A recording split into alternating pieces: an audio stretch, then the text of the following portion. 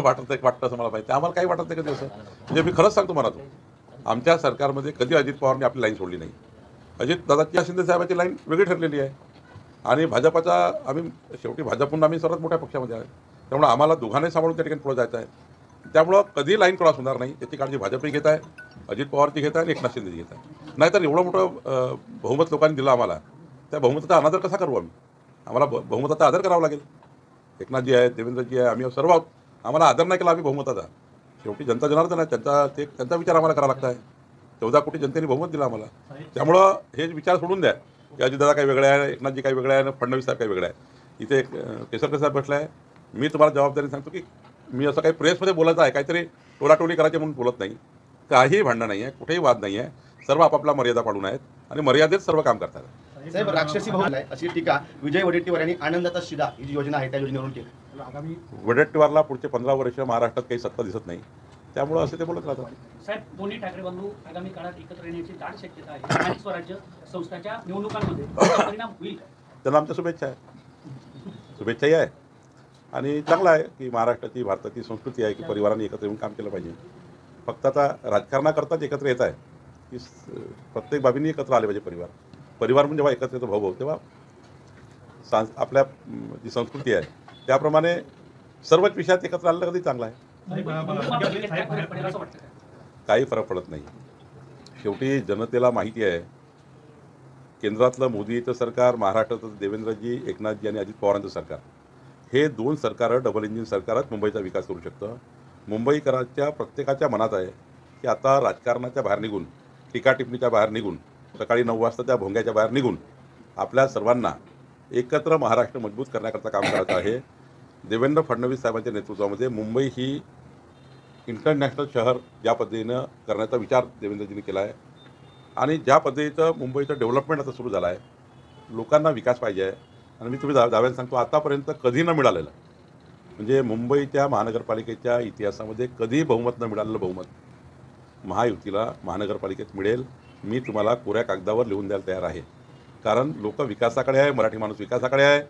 जातीपातीच्या नावाने किंवा समाजाच्या नावाने, हिंदी भाषी मराठी भाषेच्या नावाने किती वाद लावले तरी जेव्हा बटन दाबायला माणूस जातो तेव्हा बटन दाबताना हाच विचार करतो की माझ्या बटणीच्या मागे विकासाचा संकल्प आहे.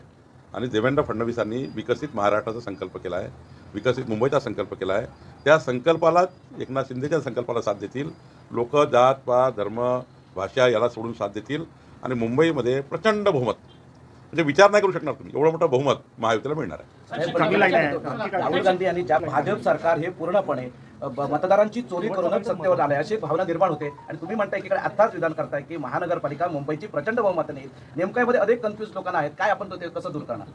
मी तुम्हाला प्रश्न विचारतो. पहिला 1 लाख बूथवर लोकसभा विधानसभेची निवडणूक झाली. 1 लाख बूथवर 1 लाख बूथवर सर्वच पक्षाचे बूथ लेवल एजंट आहे.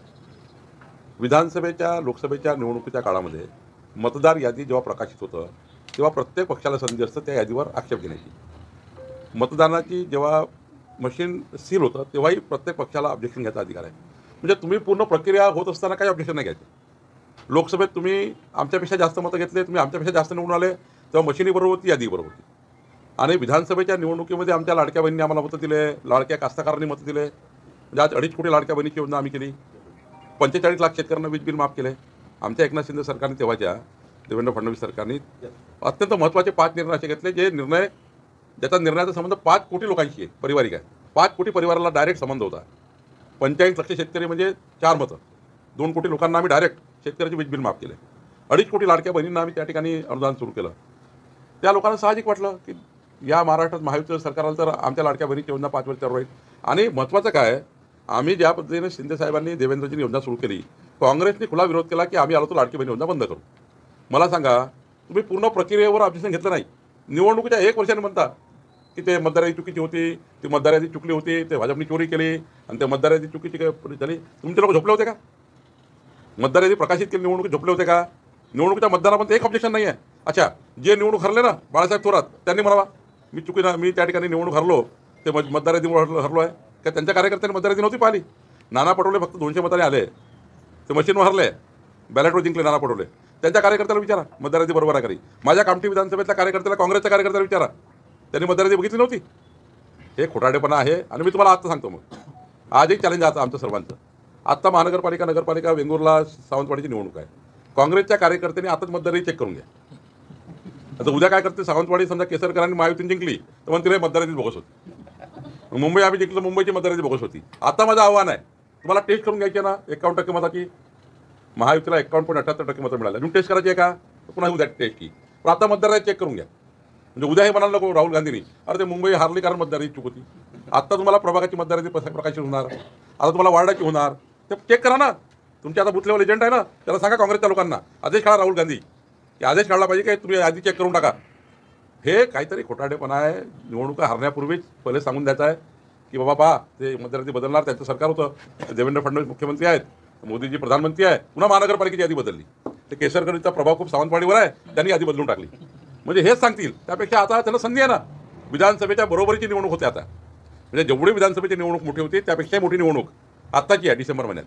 आणि मग या डिसेंबर महिन्याच्या होणाऱ्या निवडणुकीमध्ये पुन्हा काँग्रेसला आमचं खुलं आव्हान आहे की आम्ही 51% मतं घेऊन पुन्हा जिंकणार आहोत. मतदार यादी आता चेक करून घ्या. त्याला बोलतायत की मी हा मतचोरीचा मुद्दा मांडल्यामुळे माझ्या जीवाला धोका आहे आणि त्याची लेखी तक्रार दिली आहे. अहो हे खोटाडे आहे, खोटाडे आहे. खोटं बोलून रेटून, खोटं बोल पण रेटून बोल, खोटं बोल पण रेटून बोल असा त्या ठिकाणी प्रयत्न आहे. राहुल गांधीला याशिवाय दुसरा नरेटिव्ह नाही. या देशात त्यांना विकासाचा कुठलाही त्यांच्याकडे विजन नाही. राहुल गांधीकडे कुठलंही त्या ठिकाणी समर्पक उत्तर नाही. त्यांची पार्टी वाचवायची आहे, त्यांच्या कार्यकर्त्यांना त्यांना थांबून ठेवायचे आहे. त्यांचे कार्यकर्ते त्यांना जर असं बोललं नाही तर थांबणार नाही. त्यांची पार्टी रोज फुटत आहेत. आज बघा तुम्ही उत्तर महाराष्ट्राने कुणाल पाटील निघाले, तिकडे पश्चिम महाराष्ट्रातून लोक बाहेर चालले गेले. तर आमचा व्हिडिओ आवडल्यास लाईक, शेअर आणि सबस्क्राईब नक्की करा. धन्यवाद. हे आहे देशातील नंबर 1 न्यूज.